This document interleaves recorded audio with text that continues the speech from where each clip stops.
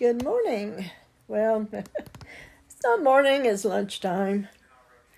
But we've already through with our schooling, and Jacob has gotten through. We even did his artwork, which is his Mother's Day gift.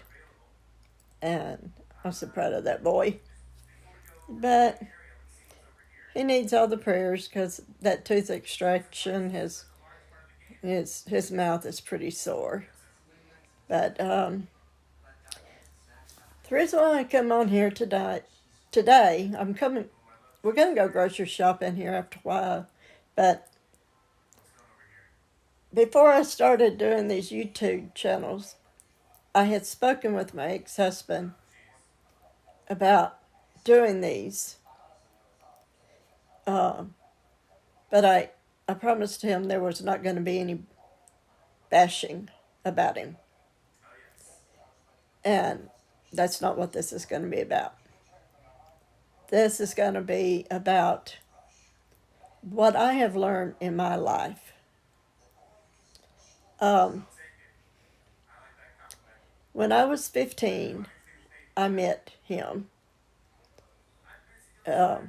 I was babysitting for his cousins during the passing of one of his his uncle.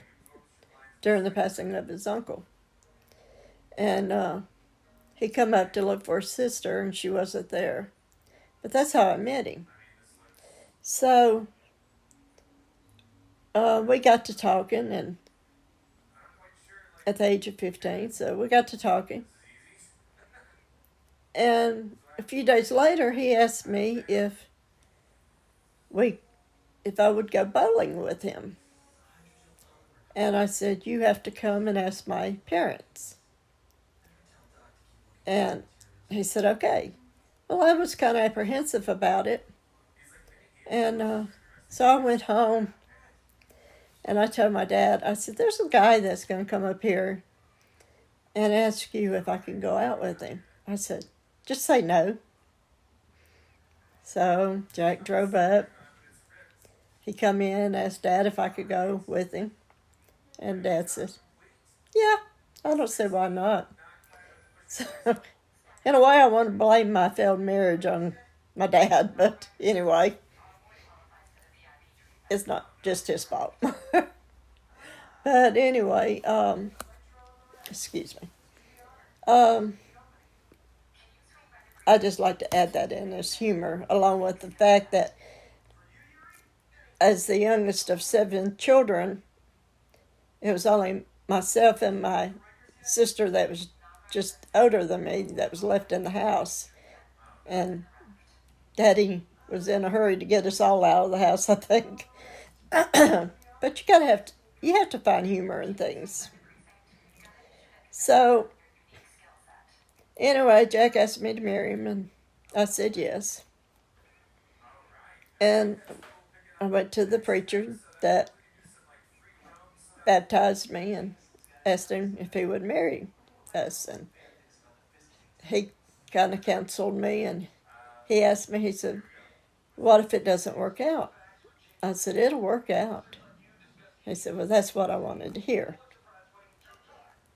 Now, what I'm going to say, some people may not agree, but all these years I went to church and I was listening to the word of the Bible,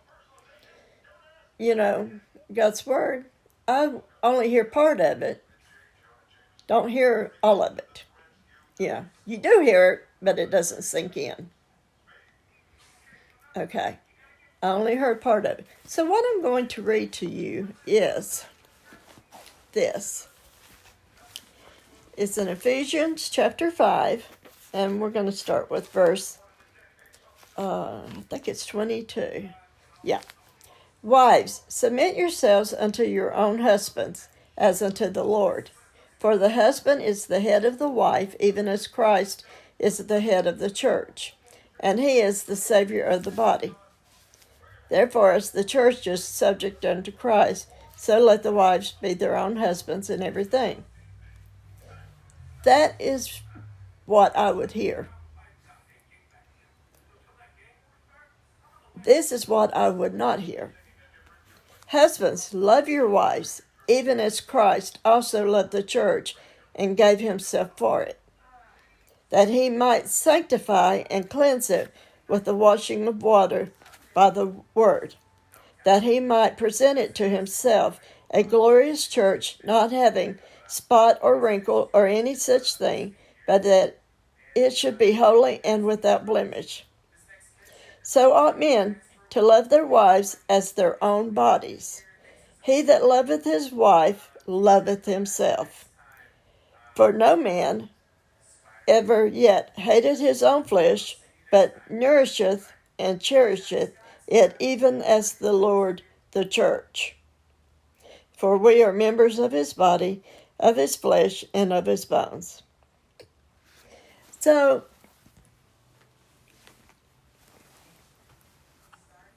I was raised as Baptist, and my ex was raised as Catholic. That has nothing to do with anything. I was raised in the church. Whether or not my ex went to church, I don't know. But he didn't show his true side until after our marriage. You know, you don't really know a person until you marry them. So anyway, we got married at the age of 16. Both of us was 16. So this is the reason why I'm putting this out here.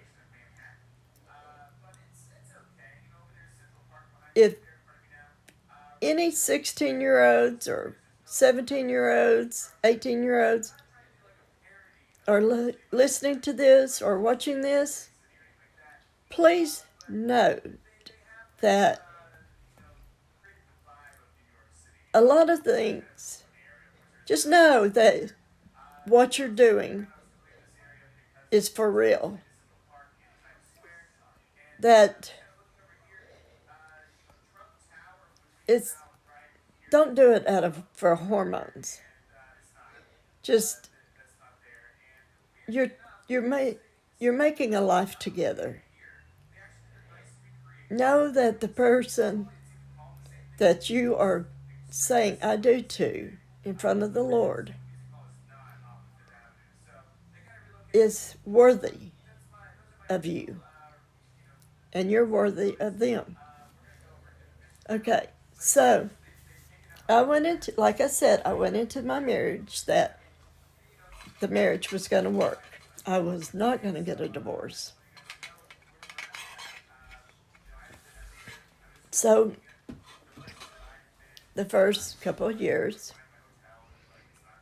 was very rough, and I wasn't used to being talked to the way I was talked to. So we went on down the line, and years went by, and we had kids, a son and a daughter. And then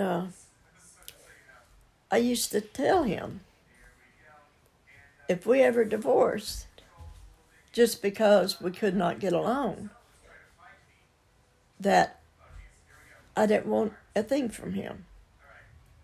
But if we divorced because he was cheating on me, then I would take him to the cleaners. Well, I buried my head in the sand. Let's just put it that way. I buried my head in the sand. And there was things that I did that I should not have done. I was not a good steward over our money. I did not pay the bills like I should have. It was both of us. But I thought that what he said I was supposed to do. So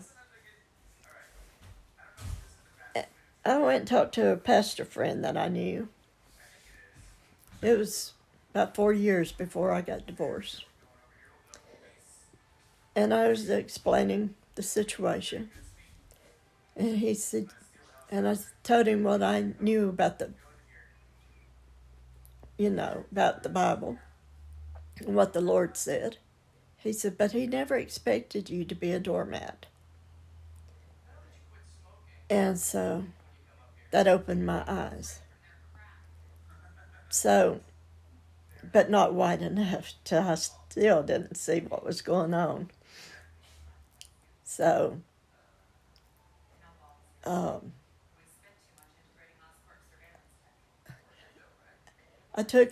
last person I took care of was his mom. Had it been a few years before, I would never have been able to have taken care of her because she had a hard life growing up.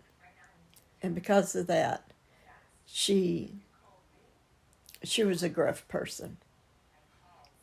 But I think she made things right with the Lord the year before she passed away, or 2 years before she passed away, because she was the most humblest lady I had ever seen. And she asked me to take care of her, and I agreed to. And we brought her home, and she lived just a few days, and she passed away with cancer. And things was going on then, but I said, I would still take care of her all over again, because she was such a sweet, humble lady, and I know that she was grateful for me taking care of her and getting as close to her as I did. So it was a rough divorce. I had a lot of hatred and anger, and I pretty well come to a nervous breakdown. And I would go to church, and I would pray and pray and pray, and I couldn't even hear his name being mentioned without just getting so upset. And so it was last year I finally let it go, let the Lord take control of it, because I've heard it said the only person you're letting that hurt or an anger be so hurt is you, because the person that hurt you doesn't care, and they don't. And I had a lot of medical issues because of what happened. And I don't know if it was so much of if I still loved him, because I don't think I did, to be honest with you. I think it was the deceit and how it came about, and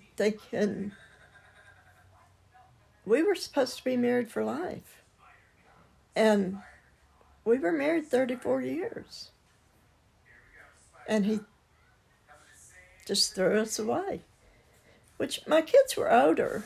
Our kids were older. So when I left, I walked away with just, enough clothes to do me till he left back out on the road. He was a truck driver. And I told him, I said, I'd go pack up the rest of my clothes when he left back out. so I wouldn't be around him. And my son asked me, he says, well, can we go with you? And I said, yes. I wasn't about to tell him no, but I wasn't going to ask them to go because they were, to me, adult children. That had to be their decision.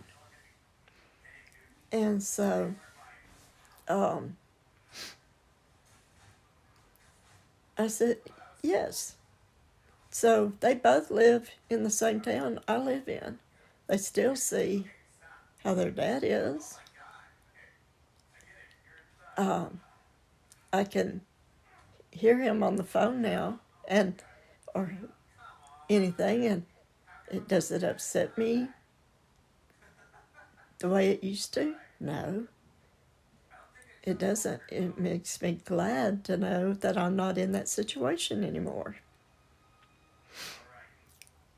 Does it upset me to know that the people that were supposed to be our friends kept things secret? Yeah, that upsets me. But the thing that I'm most joyful is I got out the way I did. I told his uncle. His uncle told me on the phone, he says, you go back and make him leave, and you keep the place. I said, Uncle Jack, it's not worth it. It's not worth the battle. I just soon to walk away from everything than fight him for anything. And that's what I did. That is exactly what I did. So I got a lot of my stuff out of the house, but it's because of somebody else that moved in. But anyway, there's no anger, there's no hurt anymore. I'm not going to go into any more details, but all I want to say is, people, if you're going to marry somebody, do it. Make sure you love them, and make sure that pray and ask the Lord if this is the person that He has sent you, and that is going to love you like Christ does the church. Not that this is going to be one-sided and all. There's people that I see on YouTube, and I watch this lady in Pennsylvania, and I know she's probably going to watch this video. Her husband is disabled, and she does most of the driving. And I have noticed, which way do you want me to go? See, that is common courtesy. That is common courtesy to ask, to get him involved in the way that, for the decision making. Now, I love that. Couples, speak up, ask each other how they feel. Anyway, may God bless each and every one of you, and I will show you our grocery haul later on today. Bye.